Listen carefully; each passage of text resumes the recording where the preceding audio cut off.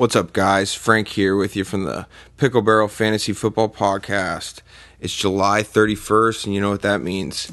All the training camps have gotten started. That means we're only a month out now, boys. That fantasy football, it's coming. What I got for you today is just a short little segment. I got my top 5 most undervalued players of 2016.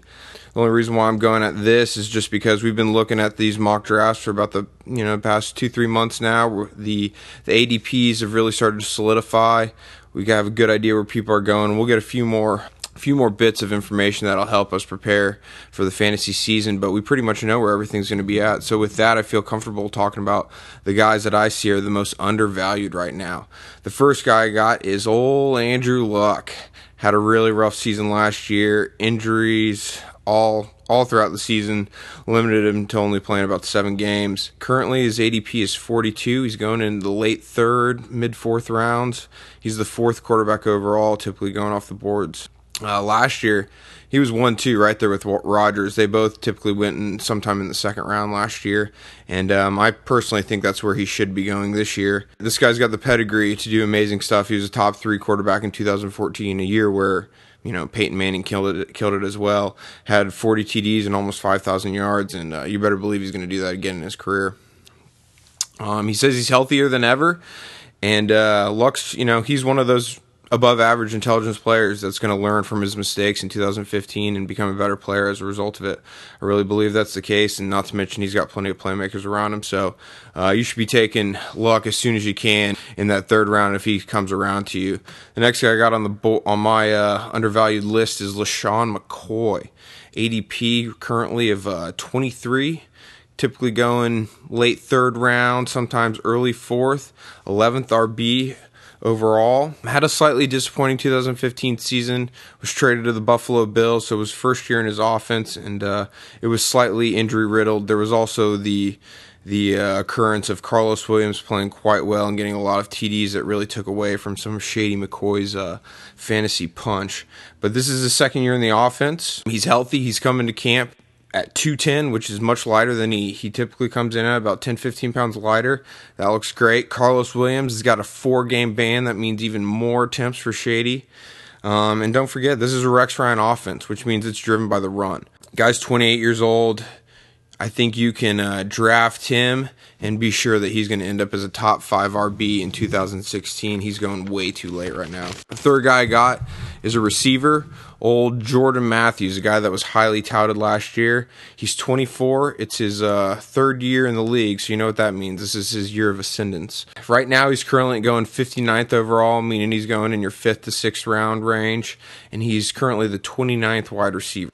He's the top receiver in Philadelphia. There's no reason why you shouldn't take him. Had 85 catches last year for 1,000 yards. Not only that, there's not much competition for him. You got Nelson Aguilar and Zach Ertz, and that's about it. You'll see a little bit out of the running back core, but not much. I'd expect him to get 150 targets this next year, so his TDs and his yardage jump way up. The next guy I got is another young receiver, 2nd year in the league, 23 years old, Tyler Lockett. Currently, his ADP is 76. He's going in your 7th to 8th round. He's the 35th wide receiver off the board. Had an amazing rookie season.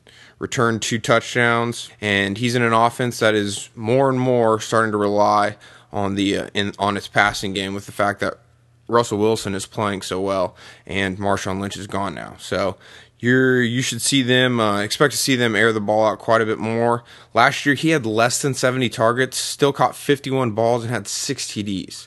Just think of what he'll do when he gets 100-plus targets. I think he's good for 120 targets, so I'd expect this guy to be a solid wide receiver 2 next year, maybe even start flirting with wide receiver 1. I like him more than Doug Baldwin personally, and for the price, it's definitely worth it. He also is still going to be in the return game this next year, so if your league gives you those points, it's just sprinkles. The last guy I got on my list is another running back, same age too, 28 years old, DeMarco Murray, recently traded to the Tennessee Titans. He's currently the 49th overall running back, which means he's going in your 5th to 6th round, 20th overall running back, 49th overall ADP. Had a difficult 2015 season, but don't forget, he still had 7 TDs, 6 on the ground, 1 through the air. The guy's still got a great nose for the end zone. He's a hard-nosed player. Just had a really difficult time with the coaching situation coming into, first year in a new offense.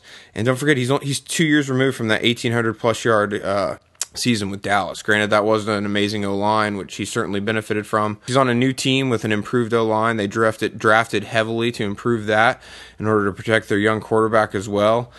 He's been highly praised from the coaching staff, so I expect them to give him the bulk of the carries this next year. He should get 250-plus carries, I'd imagine. I'm not too worried about Derrick Henry. Next year, that's going to be a completely different situation, but this first year, I'd expect to see Murray to get the vast majority of the carries and make it back into that top 15, maybe top 10 RB form in 2016. So those are my top 5 most undervalued players of 2016 right now, guys. Like us on YouTube. Leave a comment if you have any questions. We're going to start doing more of these. Appreciate you listening. Like us on Facebook as well. And share us, please. Later, boys.